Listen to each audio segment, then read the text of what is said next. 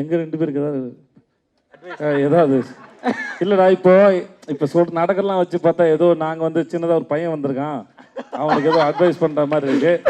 டேய் நீ யாரு சிவா தெரியும்ல.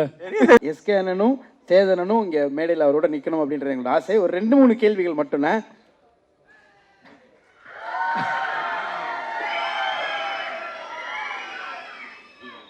ஸோ இவ்வளோ நாள் இந்த பயணத்தில் இன்னைக்கு ஒரு பயங்கரமான ஒரு ஹீரோவா சூரியனை மாறி இருக்காரு. ஸோ சூரியனை தமிழ் சினிமாவோட ரொம்ப முக்கியமான 2 ஹீரோஸ் உங்கள் பக்கத்தில் இருக்காங்க. 2 பேர்ட்டேருந்தும் ஒரு விஷயம் எடுத்துக்கணும் அப்படின்னா என்ன எடுத்துப்பீங்க? ஹீரோ சூரிய அவர்கள் சேதனன்ட்டு ஒரு விஷயம் எடுத்துக்கணும், எஸ்கேனன்ட்டு ஒரு விஷயம் எடுத்துக்கணும்.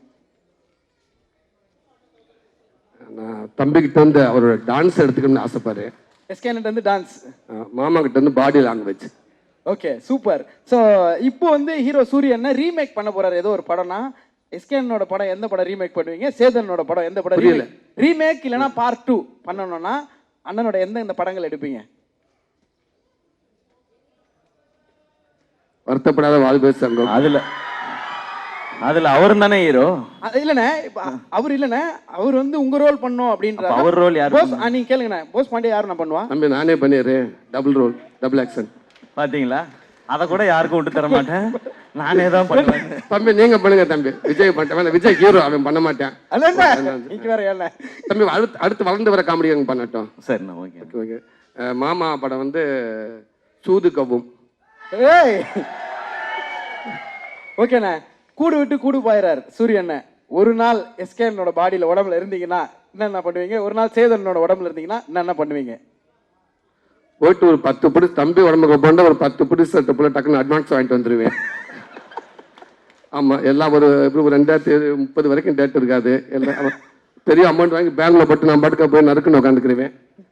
மாமா உடம்புக்கு போன இங்கேயும் அதே மாதிரி நிறைய பேர்ட்டு அட்வான்ஸ் ஆகணும் இல்லாம இந்தி பக்கம் போயிட்டு வளர்ச்சி பாம்பே பக்கம் ஒரு 10 செக்கை வாங்கிட்டு அப்படி ஆந்திவில் அமெரிக்கான என்ன மாமான்னு கேட்டு போற போக்கில் ஷாருக்கான வா மச்சான் சாப்பிடலாமான்னு கேட்டு அப்படி தீபிகா படிக்கணும் பார்த்துட்டு அவங்ககிட்ட 5 நிமிஷம் பேசிட்டு அப்படி வந்துருவேன். பேசிட்டு அவன் தான் நம்ம வந்துருவோம். அதுக்கப்புறம் மறுநாள் இவங்க தான், நான் ஒரு நாள் தானே, அதுக்கப்புறம் இவங்க 2 பேர் தானே பாத்துக்கிற போறாங்க. ஏன்னா அதுக்கப்புறம் அவங்க பேச அவங்க பாடு. ஸோ இப்போ ஹீரோ சூரியனுக்கு ஒரு அட்வைஸோ இல்லை ஒரு டிப்போ இல்லை நீங்க ஃபாலோ பண்ற கோட்டோ ஏதோ ஒன்று சேதோன்னு ஒரு விஷயம், எஸ்கேன்னு ஒரு விஷயம் சொல்லணும்னா ஒரு அட்வைஸா இல்லை ஃப்ரெண்ட்லியா அன்பா எது வேணா சொல்லலாம், ஒரு ஷேர் ஏதாவது ஒன்று சொல்லணும்னா என்னென்ன சொல்லுவீங்க? சேதன் ஒரு விஷயம். நான் தான் பெரியவரோ.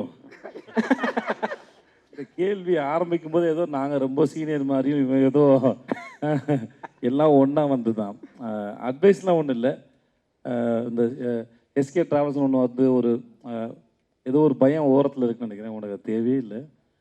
அப்புறம் உண்மையில நிறைய பேர் பேரன்பு வச்சுருக்காங்க. தொழிலில் சின்சியராக பண்ணாதவங்களுக்கு தான் பயம் இருக்கணும். ரொம்ப நேர்மையாகவும் சின்சியராக பண்ணுற ஒருத்தனை தொழில் என்றைக்குமே விடாது. நீ வாழ்க்கை நல்லா இருப்பேன், நன்றி, பயம் அவசியம் இல்லாது. ஸோ இன்னைக்கு போனால் திரும்பி வந்துடுவோமோ அப்படின்னு உன்னை வேற ஒருத்தவங்க எப்படி பார்க்குறாங்கன்னு நினச்சி சந்தேகத்துக்கு தான் பதில் சொல்ல தேவையில்லைன்னு நினைக்கிறேன். நம்மளை என்னவா பார்க்குறோம் தான் மேட்ரு. அதனால வாழ்த்துக்கள். தேங்க்யூ மாமா. எஸ்கேண்ணே அட்வைஸ்லாம் சொல்ற அளவுக்கு அட்வைஸ் இல்லைண்ணா, ஏதோ ஒரு விஷயம் ஒரு அன்பா ஒரு அன்பு அண்ணனுக்கு நீங்க இல்லை, அவருக்கு எல்லாமே தெரியும், கிளியரா தான் போயிட்டு இருக்காரு. நீங்க அவர் படங்கள்லாம் பார்த்தாலே தெரியும். ஸோ எதுவுமே நம்ம சொல்ல தேவையில்லை.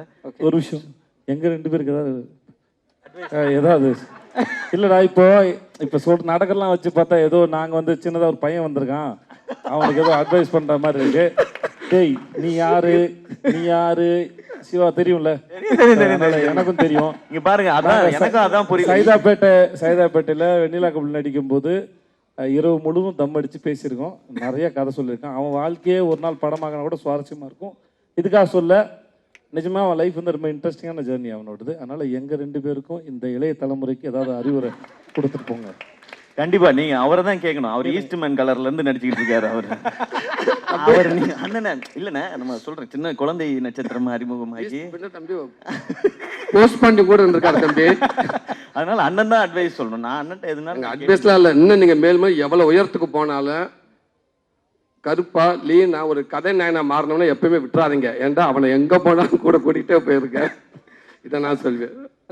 ஒரே ஒரு ஃபைனல் ஆசை. சூரியனோட ஆஃபீஸில் ரொம்ப முக்கியமான ஒரு 2-3 ஃபோட்டோஸ் மட்டும் இருக்கும். இப்போ எடுக்கக்கூடிய ஒரு புகைப்படமும் கண்டிப்பாக ஒரு ஆஃபீஸில் வரணுன்றது எங்களோட ஆசை. அந்த சைடு உங்களோட அன்பு மாமா, இந்த சைடு அன்பு தம்பி, 2 பேரும் உங்களுடைய அன்பை ஒரு அழகு முத்தமா சூரியனுக்கு ஒரே நேரத்தில் கொடுத்தீங்கன்னா அதை விட ஒரு ஸ்பெஷல் மொமெண்ட் எதுவும் இருக்காது.